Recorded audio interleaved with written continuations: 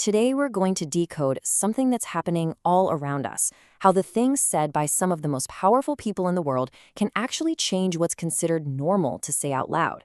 We're going to look at some specific patterns in public statements and break down how they work to make harmful ideas seem acceptable.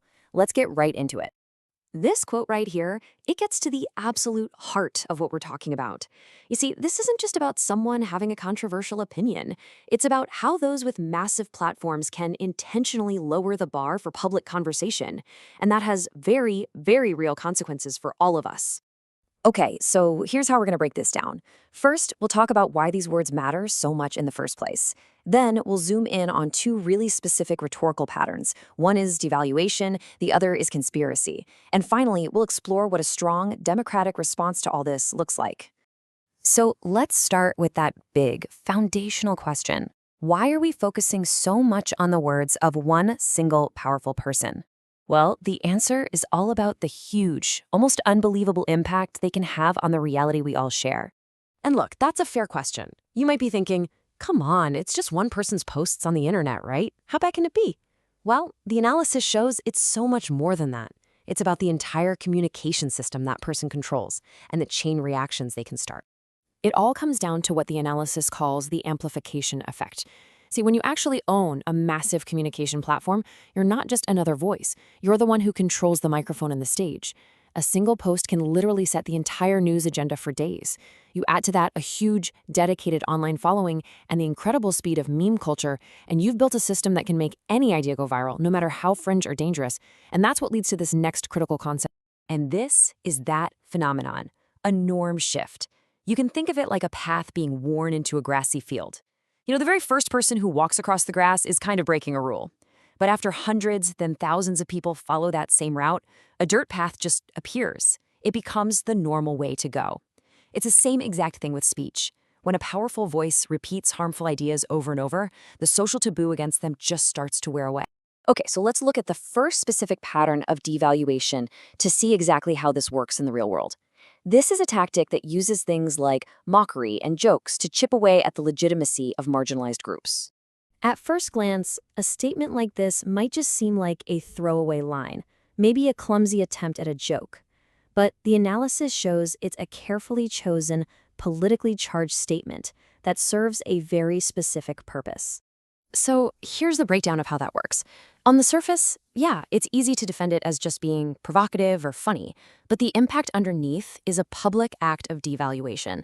It sends a message loud and clear that the identities of trans and non-binary people are just a joke, something not to be taken seriously and not worthy of even the most basic respect.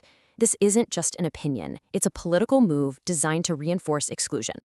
Now, the next tactic we're going to look at is even more subtle.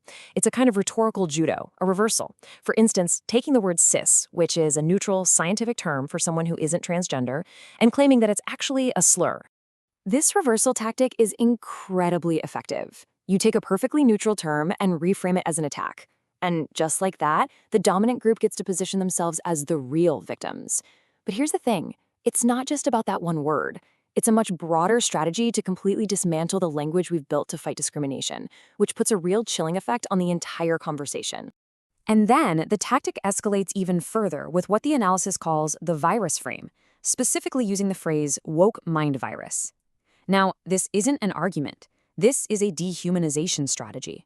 By framing social progress and people's identities as a literal disease, it suggests that the people who hold these ideas are, well, infected, and that they need to be cured or even eradicated.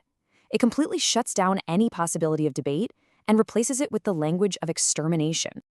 So in response to all this, the analysis offers a crystal clear, unambiguous counterposition. The real measure of a free and healthy society is how it protects its most vulnerable people. That's why rhetoric that devalues trans people isn't just mean, it's a direct assault on the fundamental democratic principle that every single person has equal dignity. All right, let's move on to the second major pattern identified in the analysis. This tactic is all about engaging with and, more importantly, amplifying really dangerous conspiracy theories. This is a direct public endorsement of one of the most dangerous and violent conspiracy theories of our time. Agreeing with a post that blames Jewish people for antisemitism and pushes a replacement theory, well, that's not a slip-up. It's a massive signal boost to a violent, hateful ideology. And we need to be perfectly, absolutely clear here. The Great Replacement is not a political viewpoint. As the source analysis explains, it is a racist and anti-Semitic ideology that has directly inspired terrorist attacks and mass murder all over the world. It reframes migration not as the complex human story it is, but as a sinister plot orchestrated by a secret group of people. And this slide shows the deadly logic that it always follows. First, the conspiracy theory frames a group of people as a secret, evil enemy.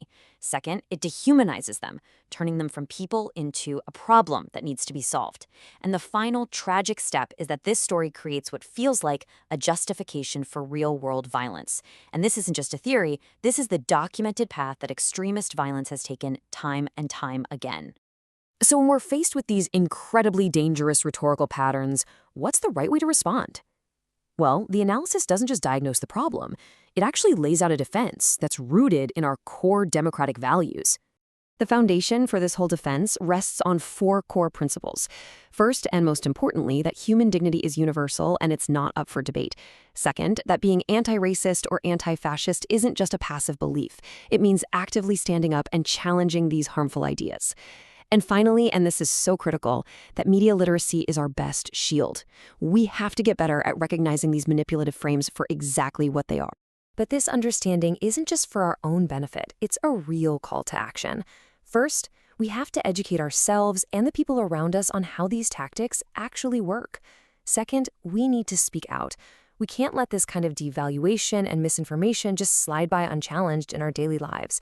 And most importantly, we have to actively show solidarity with the communities that are being targeted by this hate. Ultimately, what the analysis concludes is that we just can't be silent observers while our public discourse is being poisoned. In this fight, silence is a form of agreement. The single most powerful antidote to the kind of cynicism and division these tactics spread is active, vocal solidarity. And that's the key takeaway from all of this. It's a simple idea, but it's a powerful one. While cynicism is designed to isolate us and divide us, solidarity is what connects us and empowers us. And it's the fundamental building block of a healthy, resilient, and humane democracy.